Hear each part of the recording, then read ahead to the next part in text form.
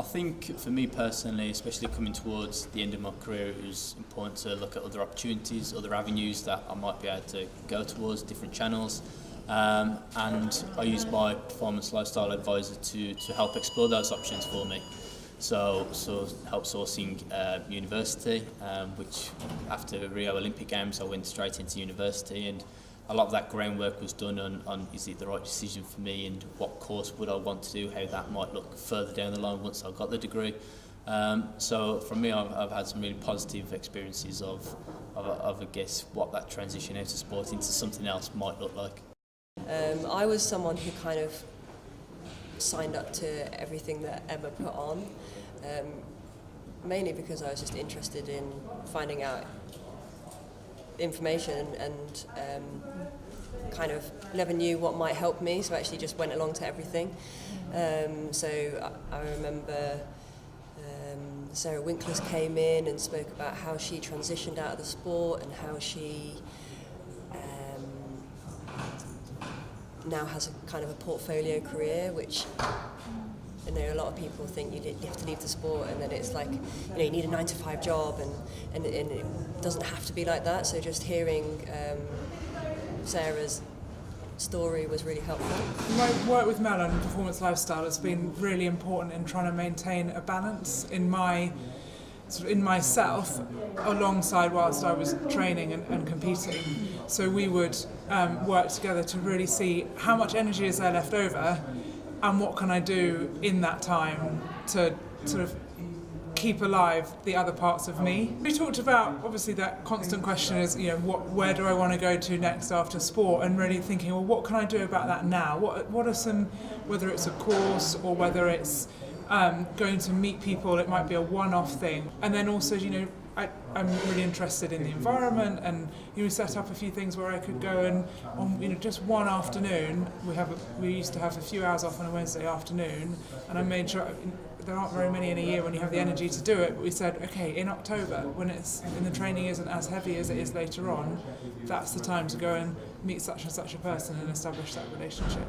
So Mel's been really good helping me with constructing my CV, and actually we always kept in touch with that along the way whilst I was still competing. So when I was injured, for example, that would be one of the first phone calls I'd make. Would be like, oh Mel, we've got bit of a it's not great that I'm injured, but we've got maybe a week here or 10 days here when we can actually really use this time and we can crack on and update the CV to where it's up to at the moment, which meant that now when I've left the sport, yes, there's more updating to do, but at least it's got a framework and a base level. Now, I ask Mel simplest things like, I've got an interview, what should I wear? Or shall I follow up that interview with a phone conversation? How proactive should I be? Is that going to come across as a bit overbearing? Or should I follow, what do you think? I think about, maybe I've had the interview, I've got some more ideas, should I send that across? And Mel can give me, she's got so much experience in the real world, she can say, well, this is how things are done, this is not how things are done.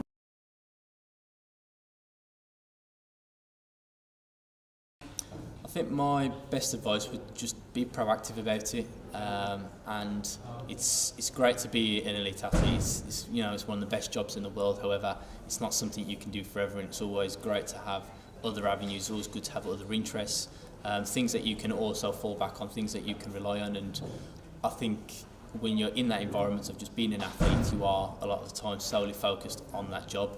But actually having that break, having another focus, having a think and having your chat and being proactive with your performance lifestyle advisor about other avenues, then that's only going to be beneficial for you, not in your career, but then also post-career as well. Obviously being as well prepared as possible for once you finish your sport is really important. I don't think it necessarily guarantees that everything's going to be okay afterwards, but I do think it is an important process to go through. I think one of the things though as well that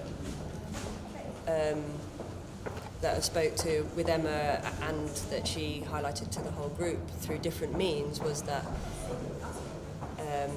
it is just kind of outline expectations, and actually when you retire and leave the sport that it can be quite difficult, and just having that as an expectation is helpful in itself. And then if you do have an inkling of something that you want to go into, then to try and educate yourself in that area as well as you can. I think that having something on the outside of your sport does help if you're able to do that. I don't think you have to do it if that's not something that will help your performance. But certainly if you're able and you want to and you have the time to do it, being educated in the area you want to will help. This is a resource that's there. It's there for athletes, on the podium pathway, to be able to use. Honestly, if you don't use it and you come out and you haven't used it, you're going to really regret it, because it's not going to be there. And most people in the real world who've not had access to this kind of help, to find direction, to put together a really good CV, to have hot tips about how to conduct yourself. I was out of the real world for 20 years when I was rowing. I don't really know what social etiquette and norms are in the workplace, how to conduct myself professionally and ethically. And most people my age have got 20 years of experience in that environment, and anyone else trying to get into that environment for the first time would absolutely give their right arm to have a helping hand through learning those skills. So it's absolutely, it's there because you'll need it.